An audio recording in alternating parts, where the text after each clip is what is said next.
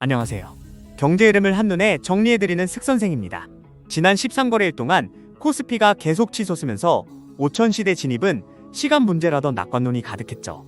그런데 어제 뭐가 일어났을까요? 심지어 미국 증시는 하루 만에 2% 폭락했고 환율도 원화 강세로 돌아섰습니다. 그럼 지금 사면 망할까? 팔아야 하나? 이렇게 고민하는 분들 많으시죠? 저도 현금 흐름 보며 고민했던 그 심정 충분히 합니다. 그래서 오늘 영상에서 확실한 데이터 기반으로 어제, 오늘 시장이 뭐 했는지 그리고 내일 뭐 할 건지를 정리해드렸습니다. 끝까지 봐주세요. 1부 국내 증시 분석 1-1 코스피 코스닥 마감 상황. 먼저 어제 코스피 마감부터 정리하겠습니다. 코스피는 4,900선에서 출발한 뒤 장 초반 사상 처음 4,920을 터치했어요. 굉장한 거죠. 그런데 바로 하락 전환됐습니다. 외국인과 기관이 일제히 매도에 나섰거든요. 결국 18.91포인트 하락한 4,885.75에 마감했습니다. 올해 들어 13거래일 만에 하락 마감한 거고요. 반면 코스닥은 어떻게 됐을까요? 코스닥은 오름세를 유지했습니다. 4년 만에 980선을 넘겼다는 뉴스들이 많이 나왔어요. 즉, 대형주 중심 지수는 조정받고 있는데 중소형주는 여전히 강하다는 신호입니다. 1-2 급등락 요인 분석. 그럼 왜 어제 그런 반응이 나왔을까요? 첫 번째, 미국 뉴스입니다. 트럼프가 그린란드 확보 때문에 유럽의 관세를 때린다고 했어요. 그 순간 미국 증시가 확 내려갔고 한국 증시도 연쇄 영향을 받은 겁니다. 미국은 한국 반도체와 자동차의 최대 수출처거든요. 두 번째, 차익 실현입니다. 코스피가 11거래일 연속 상승하면서 지표들이 과열 신호를 보냈죠. 기관과 외국인들이 여기서 팔아야 이득이라고 판단한 겁니다. 세 번째, 심리 위축입니다. 5천 대문턱 앞에서 혹시 모르니까 조심하자는 심리가 팔았어요. 투자에서 심리는 정말 중요한 요소입니다. 숫자가 역사를 반복한다는 말처럼 시장도 심리 주기를 반복합니다. 1-3 주도 테마 원전 정책 급변. 그런데 흥미로운 건 어제 코스피 내에서도 뚜렷한 테마 분화가 일어났다는 거예요. 이 대통령이 전력난 해결을 위해 추가 원전 건설을 검토한다고 했어요. 그 순간 전력, 에너지주가 폭등했습니다. 한국전력은 플러스 16%, 보성파워텍, 우리기술, 일진파워 같은 중소형 관련주들은 플러스 29에서 30%까지 갔어요. 이건 단순 뉴스 반응이 아닙니다. 정부 정책 전환이 실제 발표된 거라는 뜻입니다. 정책 테마는 지수와 상관없이 계속 사는 구간이 생긴다는 중요한 신호죠. 투자자들이 지수 조정은 걱정하면서도 정책 수혜주는 계속 사는 이유입니다. 2부 글로벌 미국 충격 2-1 미국 증시 폭락의 정체. 이제 미국 시장 얘기를 해야겠어요. 미국 증시는 어제 하루 만에 마이너스 2% 폭락했습니다. 다우존스는 마이너스 1.76%, S&P 500은 마이너스 2.06%, 나스닥은 마이너스 2.39%까지 떨어졌어요. 이건 10월 이후 최악의 하루라고 불렸습니다. 주범은 기술주입니다. 엔비디아, 브로드컴, 오라클 같은 고베타 종목이 4에서 5% 이상 급락했죠. 왜일까요? 트럼프가 관세 칼을 뽑았거든요. 2-2 트럼프 관세 정책 충격. 트럼프가 정확히 뭐 했는지 정리해드릴게요. 그린란드, 파나마 운하, 캐나다를 확보하기 위해 관세를 무기로 사용한다고 했어요. 특히 유럽과 캐나다 대상 25% 관세까지 언급했습니다. 이건 2017년 트럼프 일기와는 다른 수준의 보호주의입니다. 한국 입장에서는 뭐가 문제일까요? 첫 번째, 반도체입니다. 한국의 반도체는 미국 수출이 절대적이거든요. 관세가 올라가면 가격 경쟁력이 떨어집니다. 두 번째, 자동차입니다. 현대, 기아차도 미국 공장이 있지만 부품 공급망은 한국, 대만, 일본에 의존합니다. 공급망 비용이 올라가면 수익성이 하락합니다. 세 번째, 불확실성입니다. 투자자들이 앞으로 뭐가 올지 모르니까 일단 팔자고 하는 거예요. 이게 가장 무섭습니다. 2-3 안전자산 급등 금과 은. 반면 뭐가 올라갔을까요? 금과 은입니다.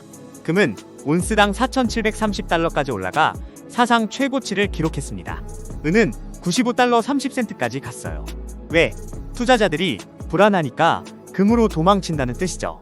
이건 굉장히 중요한 신호입니다. 2024년 금은 상승했고 2026년도 계속 오른다는 트렌드가 확실해 보인다는 뜻입니다. 투자자들이 포트폴리오에 금 비중을 5에서 10% 정도 헤징으로 두는 이유입니다. 3부 거시경제 3-1 환율 원화 강세 전환. 다음은 환율입니다. 2026년 1월 초만 해도 달러 원이 1480원대까지 올라가 원화가 약했어요. 근데 어제는 1472.5200까지 떨어졌습니다. 원화가 강세로 돌아선 거죠. 왜? 첫 번째, 한국은행 기준금리 동결입니다. 한은은 지난 1월 15일 금융통화위원회에서 기준금리를 2.5%에서 유지하기로 했어요. 추가 인하는 없다는 뜻입니다. 한국 금리는 여기서 멈춘다는 신호가 나가니까 달러 선호도가 줄어든 거예요. 두 번째, 국민연금 환해징입니다. 국민연금이 환율이 높으니까 환율 해지를 늘린다고 공식 발표했거든요. 연금 같은 큰 기관이 팔면 환율이 내려갑니다. 그런데 이게 투자자 입장에서는 양날의 검입니다. 원화 강세는 수입 기업엔 좋지만 삼성, SK하이닉스 같은 수출 기업에 악재거든요. 환율 약세, 반도체 수익성 악화라는 방정식이 시장에 먹혀 있습니다. 3-2 금리, 2.5% 동결, 추가 인하 불확실. 금리 얘기 좀 더 해볼게요. 한국은행이 기준금리를 2.5%에서 동결하면서 추가 인하는 물가, 성장, 금융 안정을 종합 고려해서 결정한다고 했어요.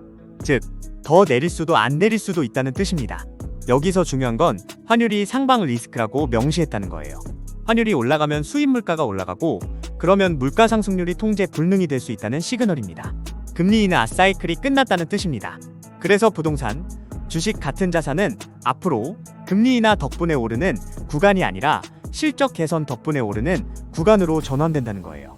투자 포커스를 바꿀 시간입니다. 3-3 경제지표, 지방, 부동산 여전히 상승세. 부동산도 짧게 정리해 드릴게요. 지난 1월 2주차 데이터로는 전국 아파트 매매가가 플러스 0.07%, 전세가가 플러스 0.08%로 계속 상승세예요. 특히 서울은 매매가 플러스 0.21%, 전세가 플러스 0.13%로 강했습니다. 수도권도 매매가 플러스 0.12%, 전세가 플러스 0.11%로 상승했어요. 지방은 어떨까요? 지방은 매매가 플러스 0.01%로고의 정체 상태지만 세종은 플러스 0.16%로 신도시 프리미엄이 여전하고 울산, 부산도 약하지만 상승세를 유지하고 있습니다. 여기서 배우는 게 뭐냐면 금리가 올라가도 주택 수요는 특정 지역에 집중된다는 거예요. 학군, 역세권, 신도시 중심으로만 거래가 일어난다는 뜻이죠. 4부, 기업 실적 플러스 테마. 4-1, 삼성, SK하이닉스 실적 메모리 슈퍼사이클 확인. 이제 기업 실적 얘기입니다. 이게 핵심이거든요.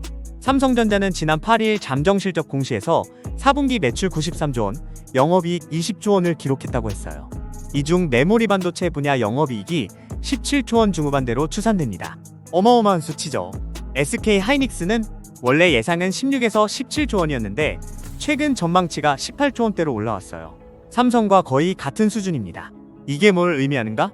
메모리 반도체의 슈퍼사이클이 확실해졌다는 뜻입니다. 1년 전만 해도 반도체 수익성 바닥일까?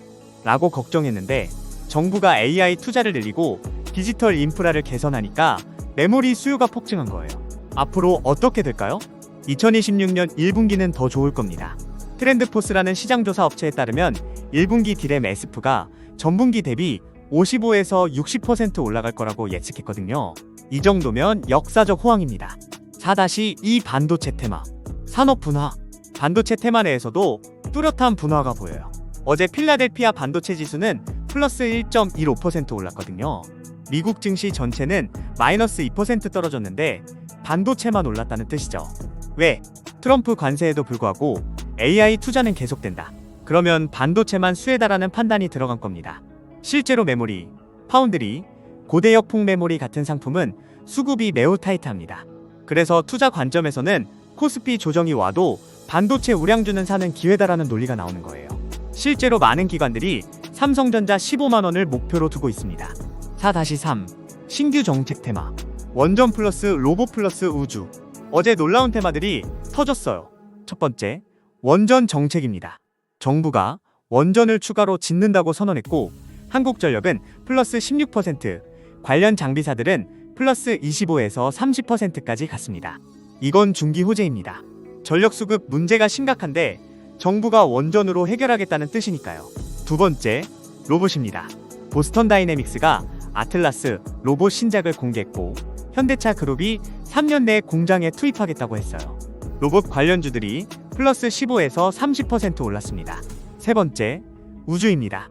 누리호와 초소형 위성 사업이 진전되면서 우주항공 관련주들도 플러스 15에서 30%까지 갔습니다. 이런 테마들은 코스피 지수와 상관없이 자기 사이클을 돈다는 게 핵심입니다. 지수는 조정이지만 테마는 산다는 전략을 쓰는 이유입니다. 5부 투자 전략 플러스 마무리. 5-1 상황 정리. 조정 아니면 본격 하락. 정리해드릴게요.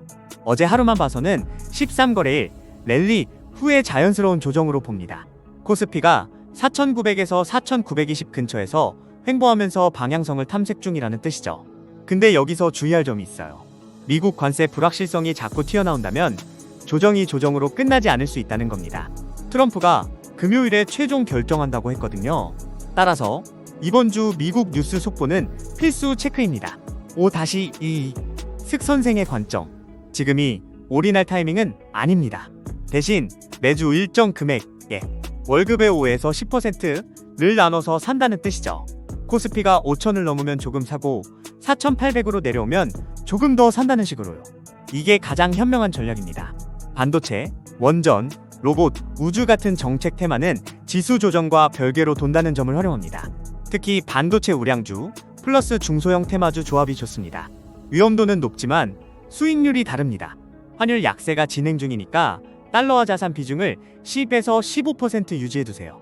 그럼 주식이 떨어질 때 달러, 금이 올라가는 구조가 만들어집니다. 특히 금은 지금 사상 최고를 기록했지만 앞으로도 오를 가능성이 높습니다.